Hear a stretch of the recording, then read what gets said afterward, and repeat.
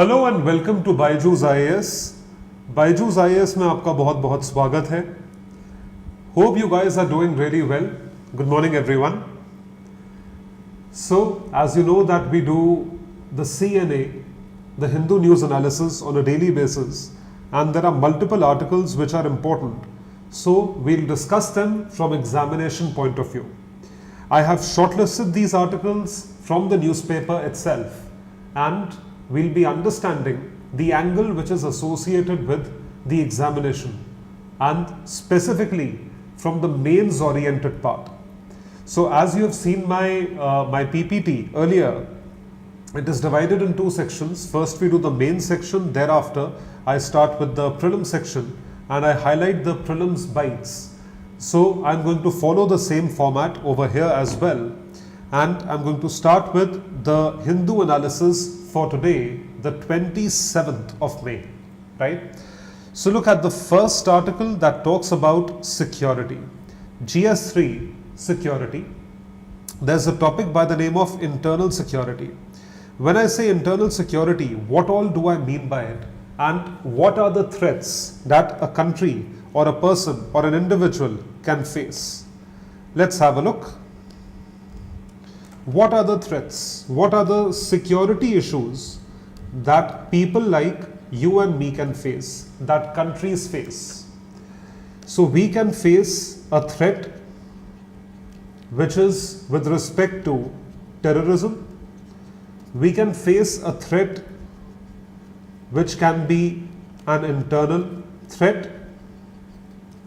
This internal threat can be from Naxals, can be from Maoist, can be from any other faction which has sort of defected or defected from India, which acts against the state. So we can face these threats. These are called as human threats. They threaten our lives. They threaten your and my life. This threat perception is such that it becomes a security issue. But these days, in the kind of digitized world that all of us are living in, the threat that we are facing is also called as cyber security threat. When I say that the threat is not limited to physical threat or the threat that humanly physically damages you and me, they physically harm you and me, cyber security does equivalent or probably more damage. The cyber security threat is also a kind of security issue, hence it is also categorized under internal security issue, and it's a part of general studies paper number 3 for mains.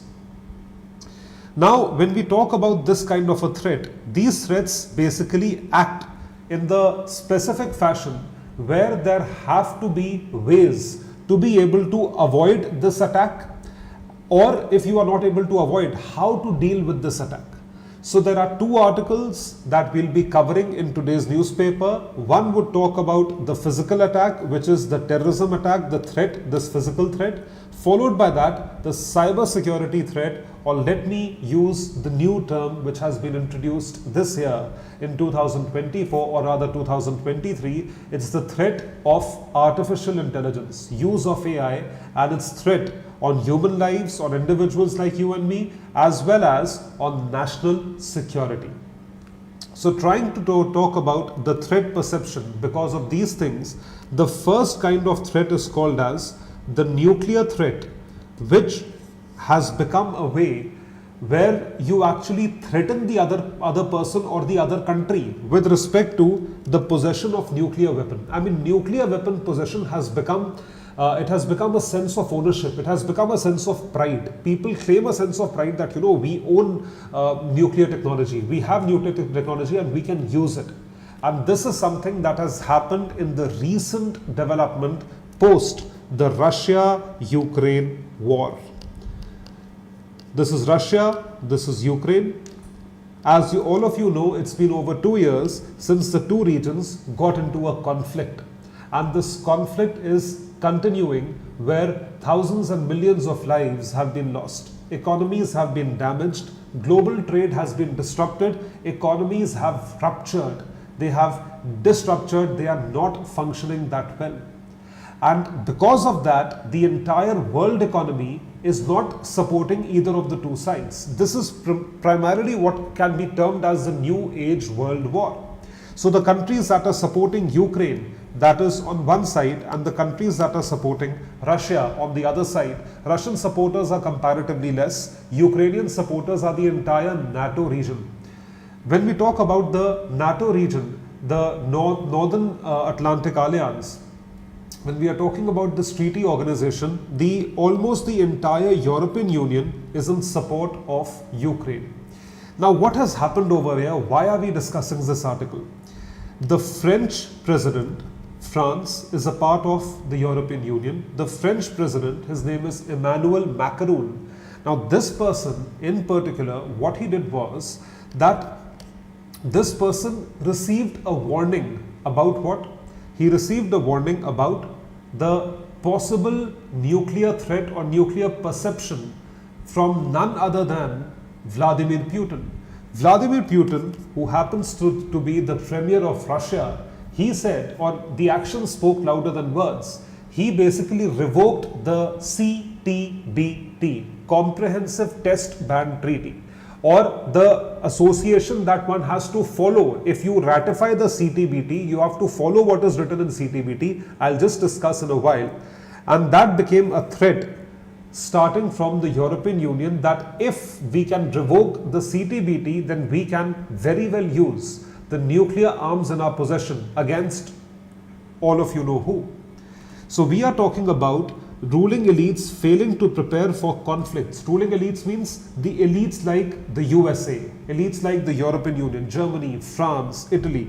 Nations are engaging in threats of war and using nuclear weapons, and this is why this has become a point of debate. France and Russia's statements. French President Emmanuel Macron warned of potential nuclear annihilation. Annihilation means to obliterate, to finish off everything, to destroy everything due to the Ukraine war, and this has been done by none other than the Russian President Vladimir Putin. Has asserted Russia's nuclear forces are always on alert and revoked the Comprehensive Test Ban Treaty.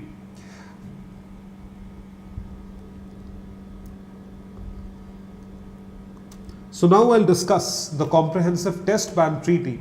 What does the CTBT state? Let me discuss things one by one.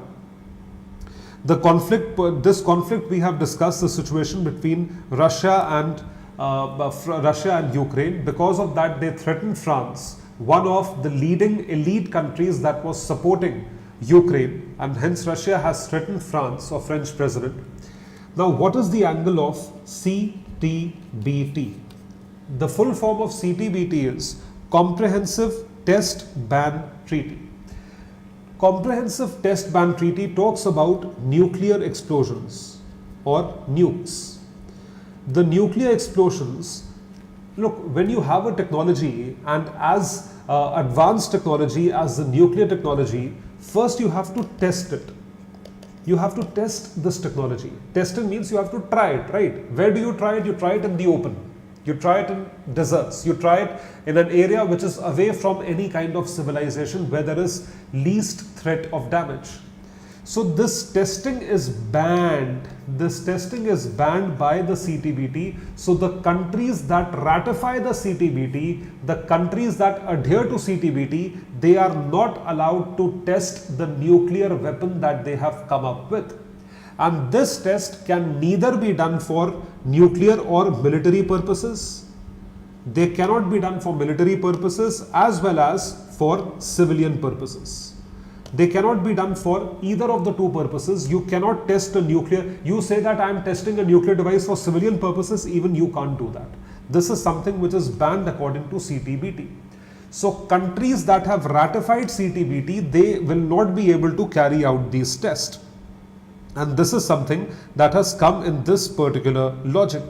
So when we are talking about the nuclear arms control or the nuclear arms race, that nuclear arms race has sort of curtailed because multiple countries have ratified the CTBT. Now the point is that Russia, now coming to the point, what has Russia done? Russia has revoked its CTBT discussion. Let's have a look. The spectre of nuclear conflict is reminiscent of the Cuban Missile Crisis, the way it happened in Cuba, Cuban Missile Crisis in the 1960s. That similar thing has happened, sort of that similar thing has happened now. New weapons means nuclear weapons, and reduced diplomatic exchanges. We are not talking among nuclear powers increase risk of using a nuclear weapon. Now when we talk about CTBT, Russia's action is it revoked its ratification of CTBT in November 2023. This is just 6 months back, claiming it was to balance the nuclear field with the US. Nuclear field with the US had to be balanced. So the global response is hostile with concerns about reversing progress in nuclear arms control.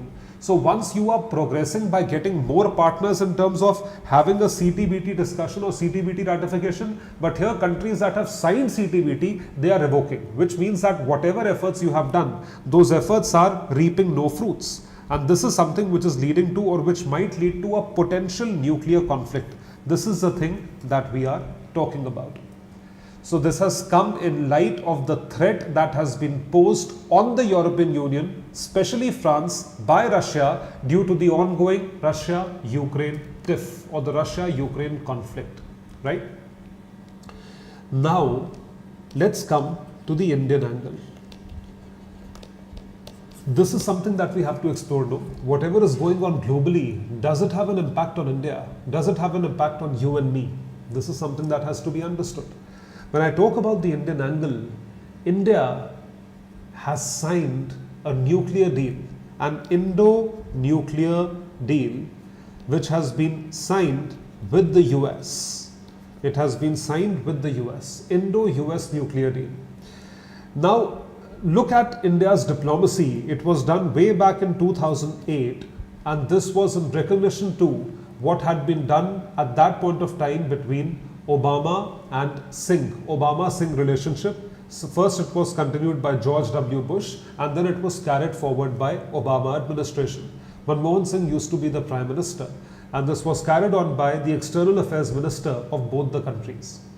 Now, let me tell you, for trivia, India has neither signed NPT nor India has signed CTBT. Neither of the two agreements or treaties we have signed. It means we are free to do a test, and we are free to trade the nuclear proliferation material, or even if we have to do some kind of nuclear experiment, we are free to do it because we have not signed these agreements. Now, let us go little in the background. India conducted its nuclear test in the year 1998.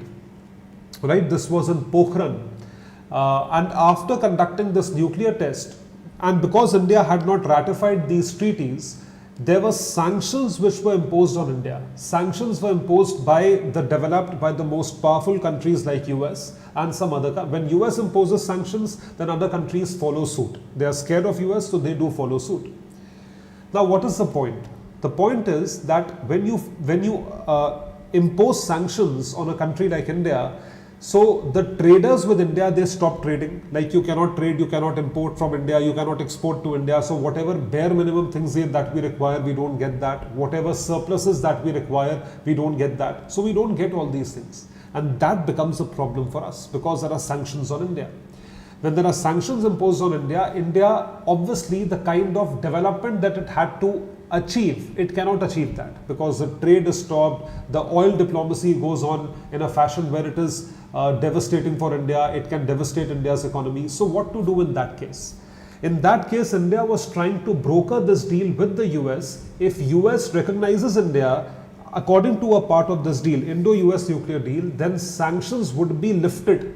The sanctions that were imposed by the very country US, now they would be lifted by the US, and India would be free to trade with other countries because there were no sanctions. This Indo-US nuclear deal, which means India's nuclear program, was recognized by the US on one condition, that India will never use the nuclear bomb or the nuclear energy or the nuclear explosion, nuclear weapons against any country. So India signed a no first use policy. Look what it was. Why did US sign this nuclear deal with India? On the condition that India will follow a no first use policy. We will not use first. We will use when we are used at. If you use against us, then we'll retaliate with our nuclear weapon. So It negotiated in 2008, it changed attitude towards nuclear matters and relations between US and India. India hadn't signed the NPT or the CTBT and had faced sanctions post 98 nuclear blast. So India separated its nuclear programs into civilian and military and agreed to permanent safeguards. This is what India agreed to, which is why US recognized India's nuclear program. US amended its laws and led efforts in nuclear supplies group to ease restrictions on India. Ease restrictions means that the sanctions were carefully lifted. They were reduced. So what is the impact? The deal elevated India-US relations, making India a major tech partner and essential collaborator on regional and global crises. The deal underscored nuclear energy as a key resource for peaceful purposes. This is what India agreed to. Peaceful purposes, highlighting its potential for India's energy needs. This is something that has happened. Now, what is the point right now? Why are we discussing this right now? We are discussing this because an academic discussion that happened at Stanford University, one of the top universities of the world, highlighted that US-India civil nuclear deals impact on bilateral relations. Indo-US bilateral relations, they would be impacted because of this deal if Russia in any case uses nuclear weapon or even threatens to use nuclear weapon against the NATO countries. The deal transformed India-US relations, lifting sanctions and integrating India into a global nuclear regime. Although India is, but this might be impacted because India is in silent support of Russia, whereas the NATO countries, including the US, are supporting Ukraine. So the kind of discussion that is happening is that this is a conjecture. We are conjecturing that this might happen in future. So let's see what happens in the future and how do we look at this particular logic. I hope you enjoyed this article, everyone. It's an important article and it's also a very interesting take on what has been done and how it has been done. Now coming to the next article, we'll do the AI security threat after this article. So here this article is on page number 6, General Studies paper 2, a part of governance. A part of governance. Let's have a look. Now when we talk about governance per se, let me explain it via a Venn diagram. This big circle, these are the tribals in India. Alright, these are the tribals in India. Within these tribals, there are certain scheduled tribes in India, STs, scheduled tribes in India. Within these scheduled tribes, there are certain tribes that are called as PVTGs, particularly vulnerable tribal groups. I repeat, they are PVTGs, particularly vulnerable tribal groups. So in totality, there are 75 particularly vulnerable tribal groups. So these particularly vulnerable tribal groups are those tribal groups which are even more backward economically, socially, in every aspect as compared to STs. STs are also considered to be backward. Within STs, there are further backward people that are called as PVTGs. So there have been certain schemes by Government of India in order to safeguard the PVTGs. Schemes have always been there, but before this election, the election that is ongoing this season, and as all of you have already seen, and we are in the last phase of the election, we are already standing on the 27th of May. So you would understand that Government of India has acted on certain things with respect to what has happened, with respect to how the PVTGs have to be safeguarded, how the rights have to be safeguarded. Certain discussions have been done and certain schemes have come into existence. Let us discuss those schemes. PVTGs. India has 75 identified PVTGs. These groups face economic and social backwardness. Economic backwardness, they don't have money. Now this is a consequence. Why are you economically backward? Because you are socially backward.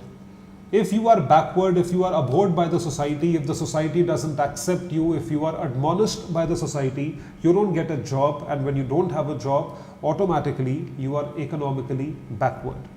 Low literacy levels. The low literacy levels, again, because the society has ousted, rely on pre-agricultural methods. So damn primitive. They live in remote areas, scattered areas, which is why the backwardness continues and it increases the inequality amidst people. So this is why amidst the STs, there are certain PVTGs. in order to safeguard PVTGs, the government initiatives, the recent government initiatives are in 2023-24, Pradhan Mantri PVTG Development Mission. These are very important facts. This is important for GS2 governance. It is also important for social justice. Social justice and social issues are part of GS1 society. So Government of India scheme PVTG Development Mission to improve the socio-economic conditions of PVTGs, socio, samajik, economic, आर्थिक, सामाजिक और आर्थिक परिस्थितियों को ठीक करने के लिए इस पर्टिकुलर स्कीम का एप्लीकेशन किया गया है। और दूसरा है प्रधानमंत्री जनजाति आदिवासी न्याय महाअभियान जनमन 2023 launched with a 24,000 crore budget to provide essential services such as safe housing, clean water and sanitation.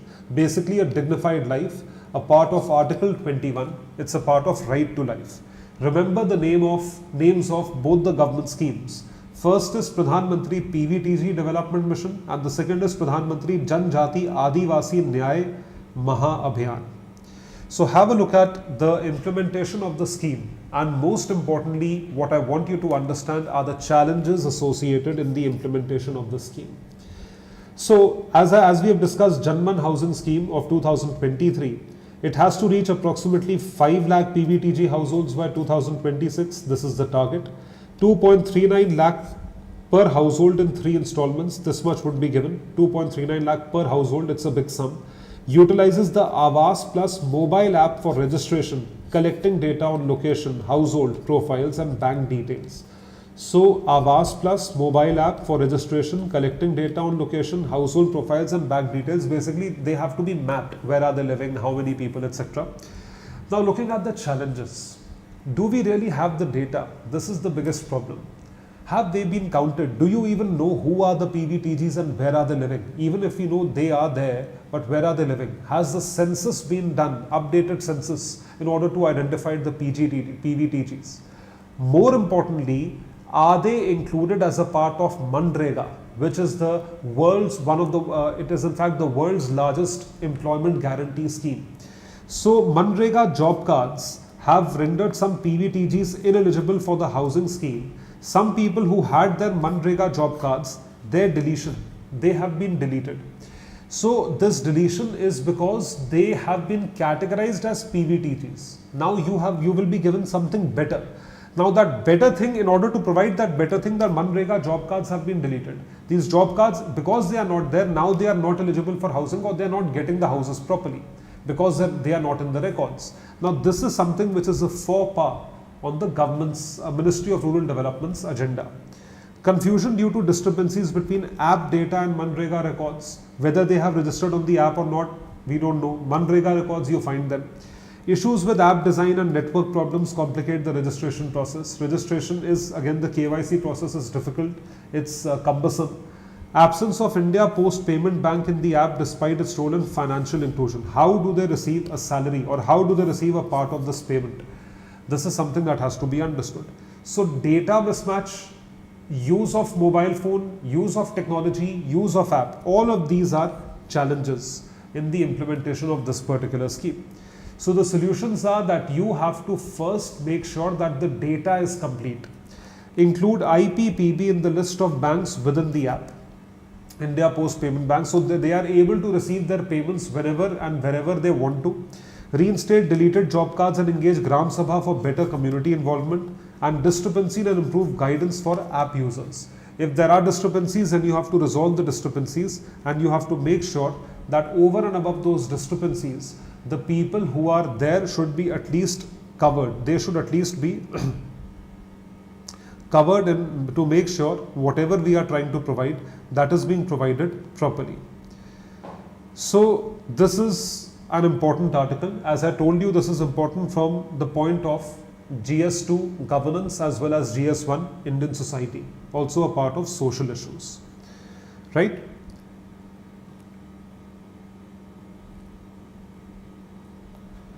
Now coming to the cyber security threat article, as I had told you that this is something which is also important on this front. And when I say that it's important, how do we understand this? How do we apply this? We are talking about artificial intelligence, how to protect ourselves from the threats which are posed by AI. This is also an internal security problem. It's a part of cyber security threat, right? Very recent example are example of deep fakes. I hope you agree with what I'm saying.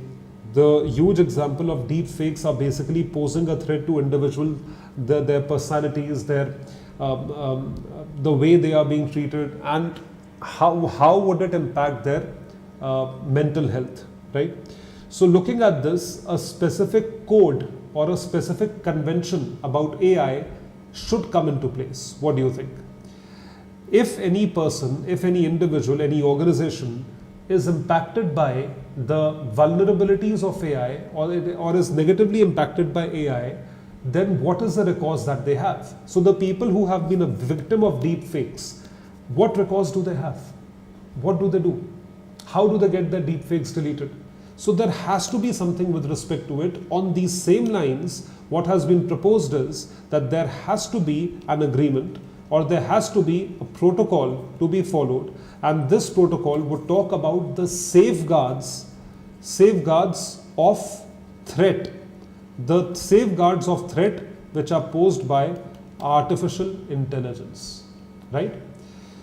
So look at this. Many experts call for a global AI treaty. Significant obstacles remain. There are certain obstacles. The complexity is countries are governing AI with different approaches, including laws and executive orders. There are laws, there are executive orders, everything the countries are trying to do, because basically this is a blatant invasion on our privacy, blatant invasion on your privacy and my privacy, both of us. Looking at this, do we have an example? Do we have a global example that is basically trying to make sure that whatever we are trying to provide is done on a proper basis?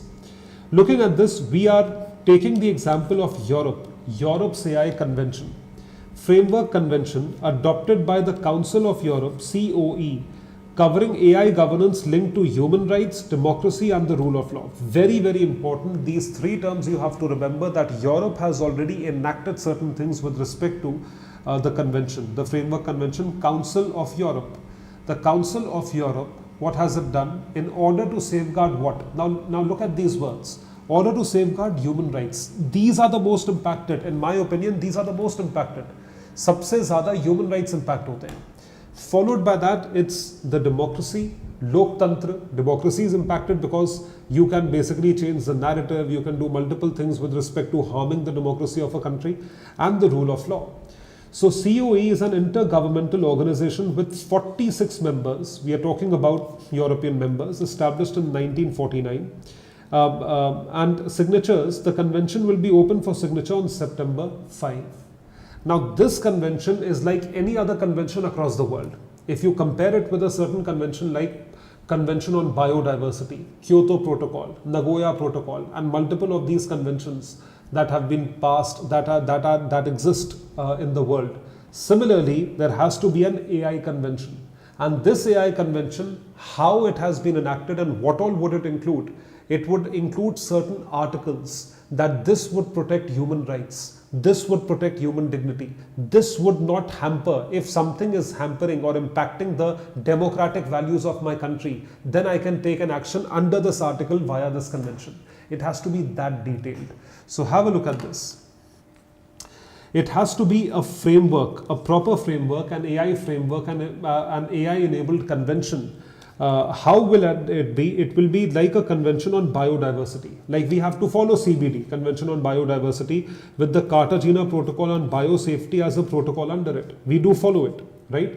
So the countries that have ratified CBD, what happened? They are legally binding. It specifies broader commitments and sets mechanisms for achieving them. Broader commitments and it sets mechanisms for achieving them. It is a legally binding treaty. The flexibility is it allows parties to decide how to meet objectives based on their capacities and priorities. Every country would have different priorities with respect to AI. How to make sure that you are providing this flexibility, or this flexibility has to be provided. Framework convention like this. So this is an example. Just like this convention has been framed, similarly a convention on AI has to be included. What should be the scope of the AI convention? I mean, what all should be there as a part of AI convention? This is what we need to understand. This is highly important. As we discussed, I told you the most important part is individual rights, human rights. Article 1 ensures AI system activities aligned with human rights. These are the most easily impacted rights. Humans are the most vulnerable, and the biggest thing is that we can't do anything. You might have seen those deep fake videos which are coming of humans. They're individuals, right? What can they do? Apart from going to the cyber cell or cyber security threatened cell, they can't do anything. So these are the most impacted. If there is a threat on the country, then the government will act. If there is a threat on an individual, who will act? So we need this kind of an article: human rights, democracy and the rule of law. This is the first article. Followed by that, Article 3 covers AI activities with potential impact on human rights and governance, applying to public authorities and private actors. Public authorities and private actors, they are acting on this under Article 3. Exemptions are broad exemptions for national security, research, development, testing and national defense. So look at this: national security, national defense, these are the primary things that are under threat, and this is something that has to be addressed. So now let me tell you, there are certain things that have to be exempted. So this, I'll tell you, the use of AI for military purposes. When you make a law, I am making a law on against the vagaries, against the vulnerabilities that AI poses to me. All right, there's a law with respect to that. But over and above, when we go a step ahead, what am I talking about? I'm talking about the impact of AI on national security. If AI is able to protect my nation, if AI is able to protect me from threatening my nation, so the use of AI for military purposes is allowed. Are you getting the point? Use of AI for the military purposes is allowed. Something that basically enhances national security or protects the country from any kind of possible attack, any kind of attack. The use of AI will be justified, no questions asked. This is an exemption. So let's have a look. Military AI applications are not covered due to lack of consensus on regulation. This is exempted. Parties are expected to address disinformation and deepfakes, although not specifically mentioned. Focus on protecting human rights, democratic processes and rule of law. These are the general obligations. Human rights, democratic processes and rule of law. This has to be addressed. So national security matters have to be addressed. And this addressing of these national security matters are something which are highly important. This has to be done. These things have to be done to address national security.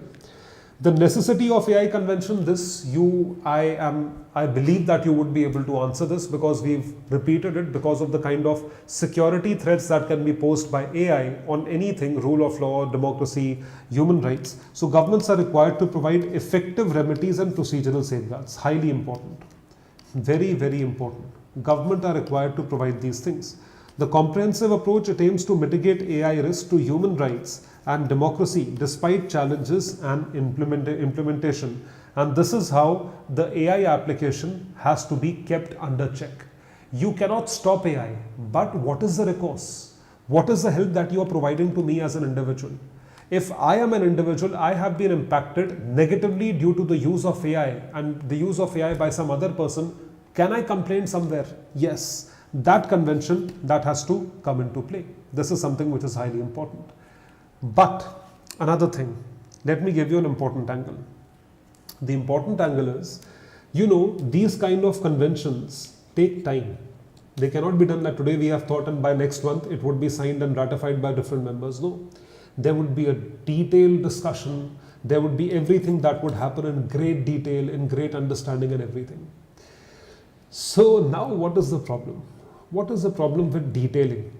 It would take at least 1 to 2 years for such a convention to come into place. And by the time such convention comes into place, what would happen? AI would have evolved. New things would have come in AI. So by the time you have approved what you are thinking today, until the time it is approved, AI would itself be reformed. So this is an implementation challenge. And this is a challenge that would remain with technology, because technology changes faster in comparison to the laws which have to be enacted by the governments. AI regulation regimes are still developing and technology often outpaces policy, posing challenges to conventions implementation. This is what happens with respect to the national security challenges. So I hope you liked this article, and it's an important article and it's also an interesting article. Now coming to GS3, economics. What has happened? You might have attended lectures, you might have looked at classes which are talking about the criticism of SSAI, Food Safety and Standards Authority of India, right? Today we'll be discussing about spices. You know, Indian spices are extremely popular abroad. After all, they attracted Portuguese first, followed by that the Dutch, French, and the British finally. Extremely popular. Can you figure out a number as to what extent and how much export of spices does India do in a year? Export of spices that India does in a year? You will be astonished to hear the figure. We export spices worth 4.4 billion US dollars. 4.4 billion US dollars. Billion. Roughly 35 to 36,000 crore rupees. This is what we earn with respect to the spices that we export. So when we are talking about this kind of export, what has happened now? These spices are grown with heavy use of chemicals, heavy use of pesticides, heavy use of such things which are not fit for human consumption. And that is why the exports that we do, they do not qualify with respect to the angles and the treaties which have been specified on the front of World Trade Organization, WTO. Let's have a look. Hong Kong and Singapore recalled certain MDH and Everest Group spice mix products due to high levels of ethylene oxide, ETO. Ethylene oxide, what exactly is this? ETO, what is that? India uses ETO as a sterilizing agent, not a pesticide. It is not a pesticide, to sterilize, to clean, to reduce microbial load in finished spice goods. This is what we use. Now the contamination points are, spices are contaminated in mandis. Mandis are basically, vegetable mandi where you trade, where trading happens, auction yards, through contact with human, birds, reptiles, insects, because they are kept over there, and which is why when you get things from the mandi, they have to be washed. In fact, after COVID, everything has to be washed. Processing high microbial levels in spices received from mandis lead to ETO sterilization. After you receive it from mandi, it has to be sterilized. And the sterilizing agent is ethylene oxide. Early contamination reduction is possible through better processing. This is what they do. Now, this is excessive when you use, in order to reduce microbial growth, what are you adding? You are adding something that would kill the microbes, right? That has to be a chemical. So Indian authorities are ensuring compliance with food safety standards of importing countries, their countries. In fact, the food safety standards of WTO, World Trade Organization. So you might have heard of these agreement on agriculture, the items of agricultural that we are exporting and importing. This has to be adhered to, otherwise it will be recalled, it will be sent back. So let us discuss certain facts with respect to the spice exports. Export value and volume in 23-24, India exported spices worth $4.4 billion, 14 lakh tons, 12.3% increase from 22-23. Just imagine how popular are Indian spices abroad. Major exported spices are chilies, spice oils, oleoresins, curry powder, paste, cumin, mint products, cardamom, pepper. So you know all of these. These are used on a daily basis in our houses. Production leaders are garlic, ginger, chili were the top produced spices in financial year 23, and they are exported heavily. Key markets are China, Bangladesh, West Asian countries and the US, where you don't naturally get these spices, they import from India. So what has been the impact of recall? The impact of sending it back? We have a high deficit, and plus there would be a high wastage. Resumed exports. Singapore and Hong Kong recalled but did not ban the products. This is good on their part that they have not banned it. Exports have resumed now. Global standards, different countries have varying ETO and maximum residue level. The EU has stringent norms while Japan prefers organic products. Japan prefers organic products, like they would not prefer even a single pinch of ETO, whereas other countries might prefer it to a certain extent. Discussions with EU are ongoing to relax norms for boosting Indian spice exports. and this is what we are trying to do in order to get it at a certain level, which is something which is highly important. For these purposes, we also have to regulate what the farmers are doing with respect to spices. Have a look at the farmer and industry perspective. Recall is unlikely to significantly affect farmers who do not export directly, because the exporters buy from farmers and then they export. Farmers already meet strict norms for intercrop spices like cardamom and black pepper. They have to be grown with a certain standard. And manufacturers should source genuine Indian spices and be cautious with imported spices. So US allows ETO, but the EU prefers steaming, which is costlier. So this probably they would do, we cannot do and send because it would increase the cost. Now, looking at the kind of different food standards of different countries, what are the actions which have been taken by the Spices Board? The Spices Board issued a detailed protocol to prevent ETO contamination. ETO contamination has to be reduced. Alright, so started mandatory ETO testing for spice consignments to Singapore and Hong Kong. This is where the countries which are importing a huge chunk of spices, so we have started to test. If you find high levels, then these have to be reduced. So engaging with international food standards bodies to establish consistent ETO usage limits across countries. This has to basically reduce. This has to come under a specific understanding as a specific part. Very, very important. So this article is important from the point of view of governance, health, GS paper 2, and to some extent international relations, again a part of GS paper 2, right? Now another article, GS paper 3, we are talking about environment. So when we are talking about environment, what is it that that is impacting all of us right now? It's not the cyclone which has hit the coast of Bengal. Today we are not talking about it because the activities, the developments have happened today. We'll talk about it tomorrow. But right now we are talking about the significant heat wave that has impacted the northern part of India as well as the western part of India. This is that kind of a heat wave that we have never seen, and this impact is basically impacting all of us big time, hugely. This is something which is done, and this is a result of our actions, anthropogenic actions, human actions. What have we achieved? Is this what we achieved? Is this kind of a system or a country or a living condition that we are leaving for progeny, for them to be able to survive? The kids who are born, they are born with different physical incapacities, breathing problems, asthma, and multiple eye burning problems. So the kind of health conditions that have deteriorated certainly in these parts, in metro cities, the so-called developed cities, the so-called hugely contributing to GDP cities. Is this what we have? Yes. Global warming, the heavy impact of global warming, it is not impending 10, 20, 30, 100 years. It is already there. We have crossed 50 degrees today. Can you imagine? I'm staying in Delhi. The kind of things that, the kind of temperatures that I'm observing in Delhi, it's a massive heat wave. People are having heat strokes all across the country. People might just die of heat strokes. Please keep yourself hydrated if you are a part of northern India. Please keep yourself protected. Cover yourself up no matter how much heat you feel, and please be safe. So, India faces more frequent and intense heat waves because of the temperatures, impacting outdoor workers and global heat wave trends. Study in science advances, research shows that entire world is experiencing longer and slower moving heat waves, temperature and atmospheric circulation. The impact on life. Heat waves cause wildfires, damage crops and deteriorate health, and all of these things are happening in our country.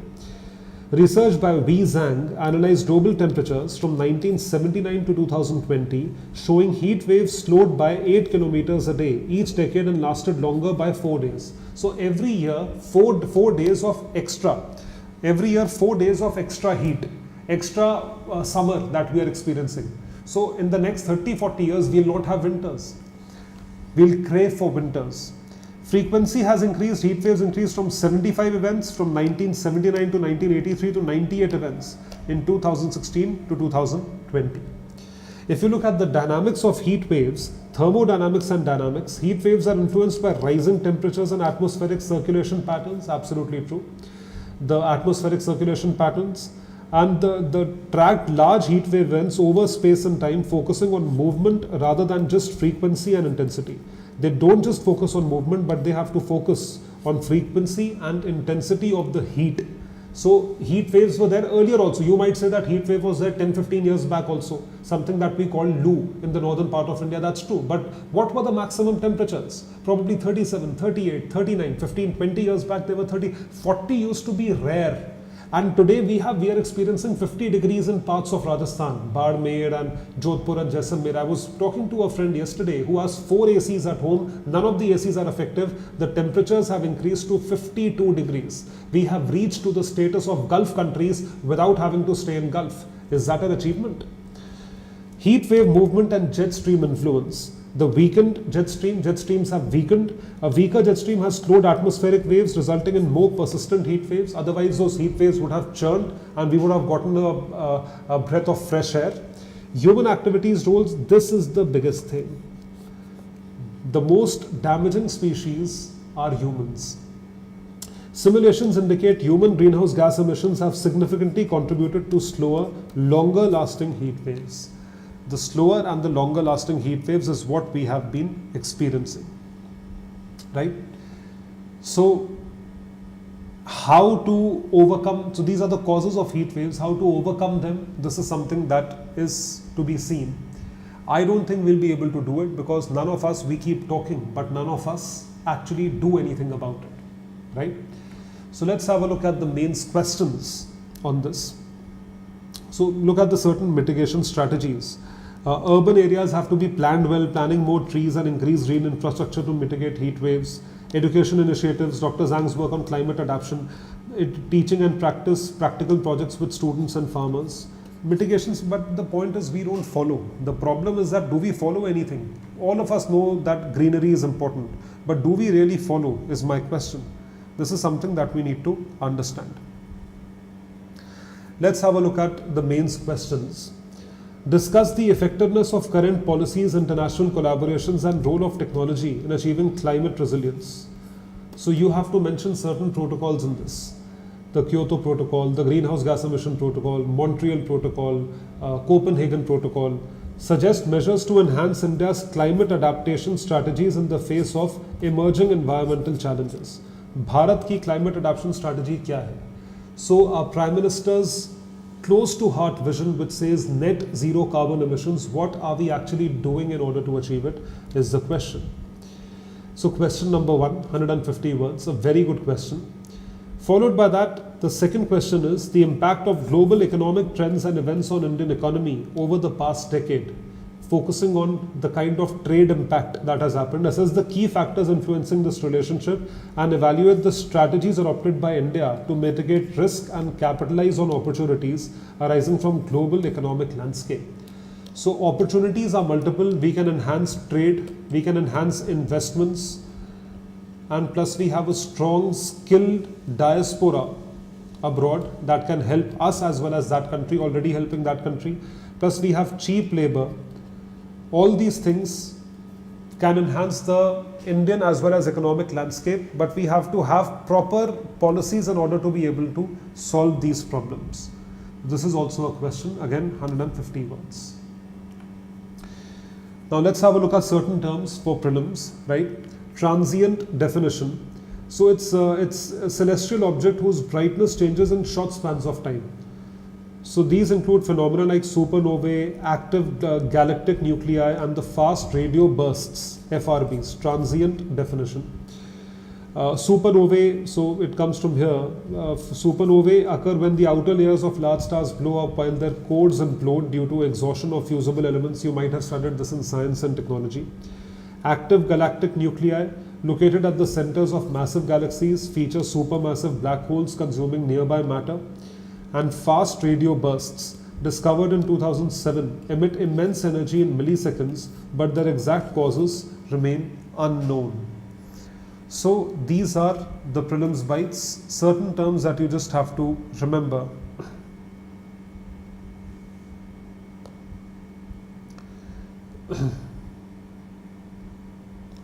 So this is all what you have to remember. So we have covered multiple articles today. We've covered 5 articles in today's newspaper. I hope you enjoyed the today's articles and today's newspaper. That will be all, guys. See you tomorrow. Thank you so much. Do revise and do let us know in comments what all would you like to see from us. Bye everyone. Take care and all the best.